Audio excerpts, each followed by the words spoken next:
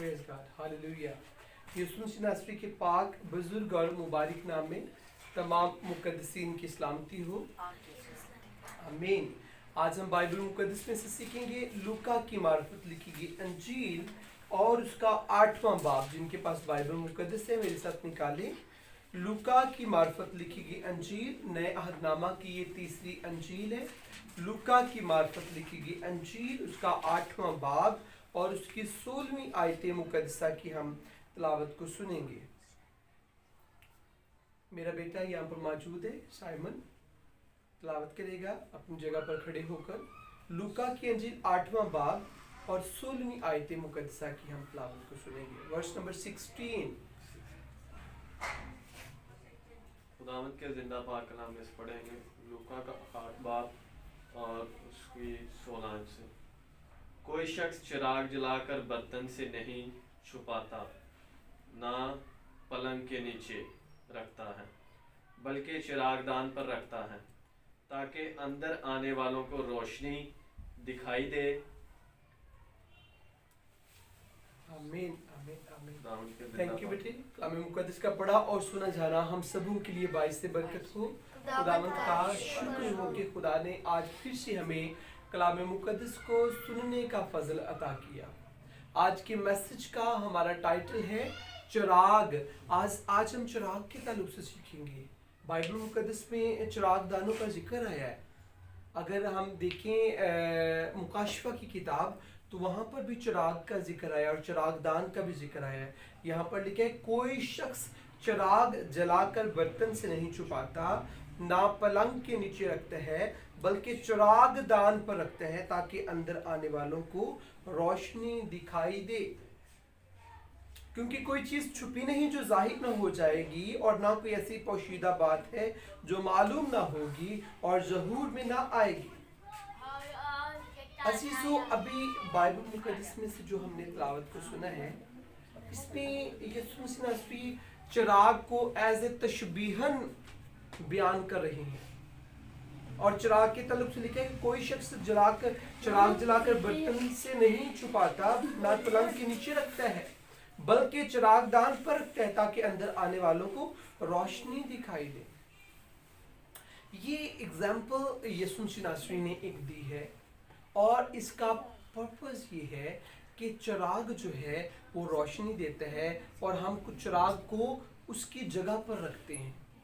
चिराग को कोई पलंग के नीचे, जी क्वायर के बच्चे भी गौर से सुनेंगे, चिराग को पलंग के नीचे नहीं रखा जाता, ना चिराग को ऐसी जगह पर रखा जाता है जहाँ पर वो छुप जाए, उसकी रोशनी छुप जाए, बल्कि चिराग को चिरागदान पर रखा जाता है। और उसका पर्पस क्या है? ताकि चिरागदान की रोशनी से अंदर आने वालों को रोशनी मिले।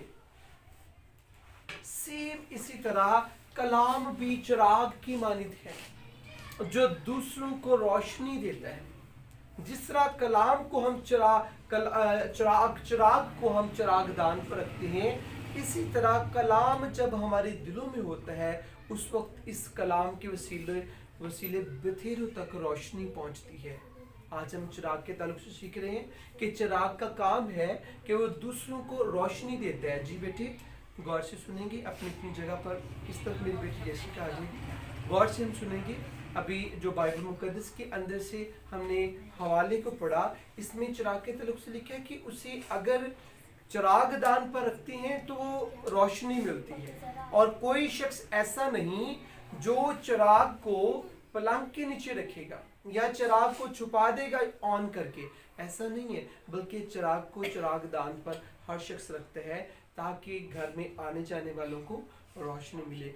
इसी तरह दुनिया में बेशुमार ऐसे लोग हैं, वो कलाम को सुनते हैं, लिसन करती हैं, लेकिन कलाम को वो छुपा देते हैं। कलाम को वो अपने दिल में नहीं रखते, कलाम को वो अपनी जुबान पर नहीं लेकर आते, कलाम को दूसरों तक नहीं लेकर जाते, जिसकी वजह से उस शख्स को फ़ायदा नहीं होता। ना उसके अंदर जो कलाम होता है उस कलाम से दूसरों को भी फ़ायदा नहीं होता। और उसकी वजह क्या है कि उसके अंदर जो है वो कलाम छुप चुका है।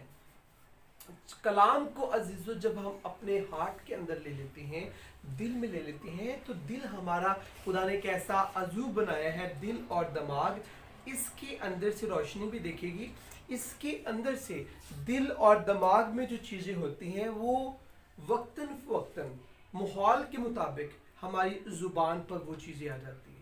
جو چیزیں ہمارے دل میں ہوتی ہیں، جو ہمارے دماغ میں ہوتی ہے، ایک وقت آتا ہے موقع کی نزاکت کے مطابق وہ چیزیں خود بخود ہماری زبان پر آ جاتی ہیں۔ کئی دفعہ ہم کہتے ہیں کہ ہم نے تو یہ بات کرنی نہیں تھی اس شخص کے ساتھ، لیکن ہو چکی، کیوں؟ کیونکہ وہ دل میں تھی، دماغ میں تھی، سوچ میں تھی، خیال میں تھی، جس کی وجہ سے وہ زبان پر آئی۔ ایک چیز نہ آنکھوں نے دیکھی نہ کانوں نے سنی تو کیسے آپ کی زبان پر آ سکتی ہے؟ اسی طرح کلام بھی جن لوگوں کے دل میں ہوتا ہے، دل کلام کا ایک چراغ دان ہے۔ جیسے چراغ رکھنے کی اسپیشل جگہ ہوتی ہے جہاں پر چراغ کو رکھتی ہیں اور وہاں پر چراغ سارے گھر کو روشن کرتا ہے، اسی طرح دل کلام کا چراغ دان ہے۔ جب کلام دل کے اندر چلے جاتا ہے تو اس وقت دل کے اندر سے کلام ہماری زبان پر بھی آتا ہے، ہمارے ہونٹوں پر بھی آتا ہے، اور ہماری گفتگو میں بھی کلام آتا ہے۔ ہماری جو اسپیچ ہوتی ہے، بولنے، سارا دن ہم باتیں کرتے ہیں، ان باتوں کے اندر کہیں نہ کہیں کلام کی خوشبو ضرور آتی ہے، اور اس کلام کے وسیلے دوسروں کو برکت ملتی ہے۔ یہ عزیزو بڑا ضروری ہے کہ آپ اور میں ہم سب کلام کو اپنے دل میں رکھیں۔ کہ میرے دل میں اس لیے خدا نے یہ بوجھ ڈالا کہ جیسی کا بھی کلام سنیں گے اور سارے بھی یہاں پر جتنے بھی ہیں سب کلام کو سنیں۔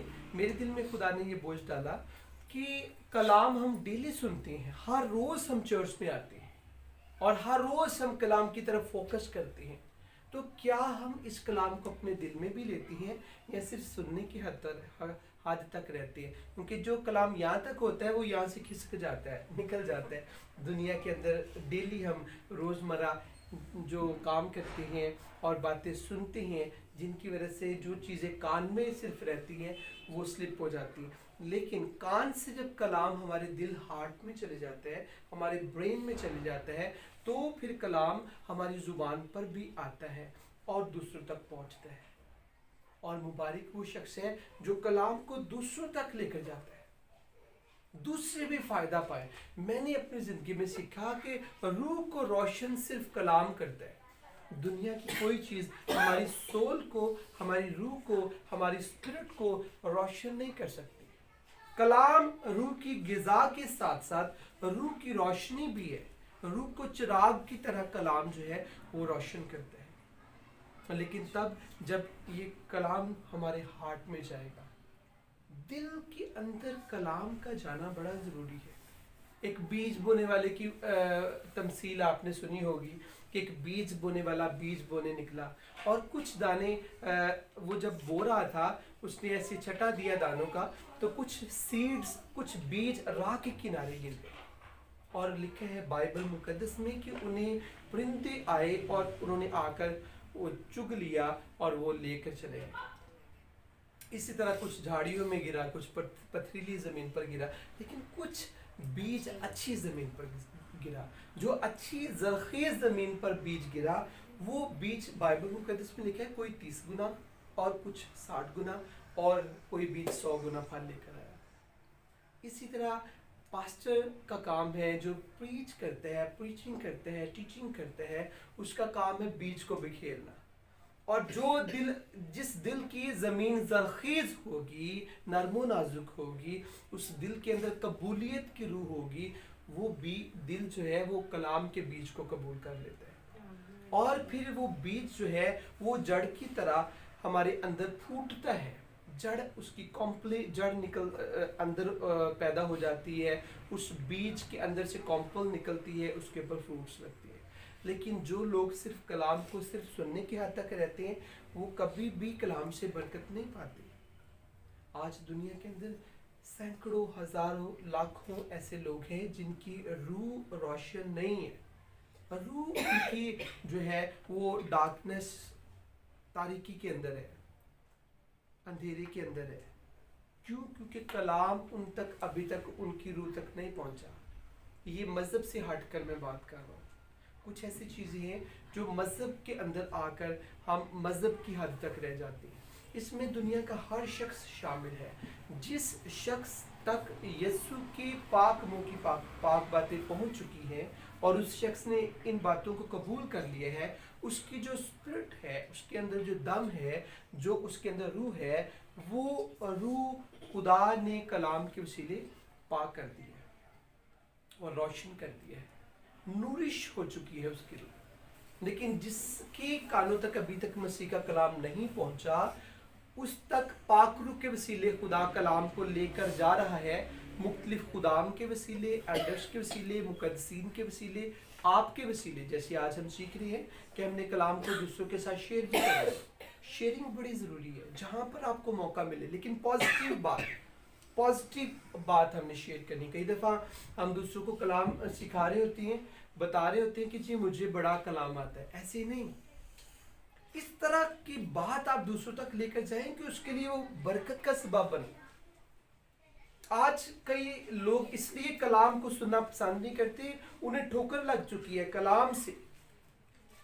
اور کلام سے کبھی ہمیں ٹھوکر نہیں لگتی، کلام سنانے والے سے ٹھوکر لگتی.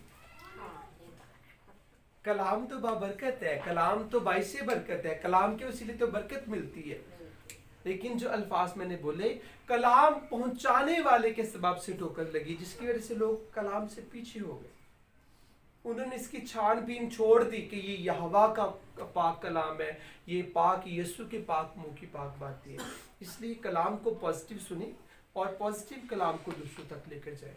درست باتیں، کسی کو وہ باتیں جو ہے کسی کے لیے ٹھوکر کا سبب نہ بنے. تو ایک وقت آئے گا وہ شخص بھی کلام کی طرف متاثر ہوگا، وہ بھی چرچ آئے گا، وہ بھی کلام کو سنے گا، انٹرنیٹ کے ذریعے یا کسی بھی ٹول کے ذریعے وہ کلام کو سنے گا، اور پھر اس کی روح بھی روشن ہو جائے گی، نورش ہو جائے گی.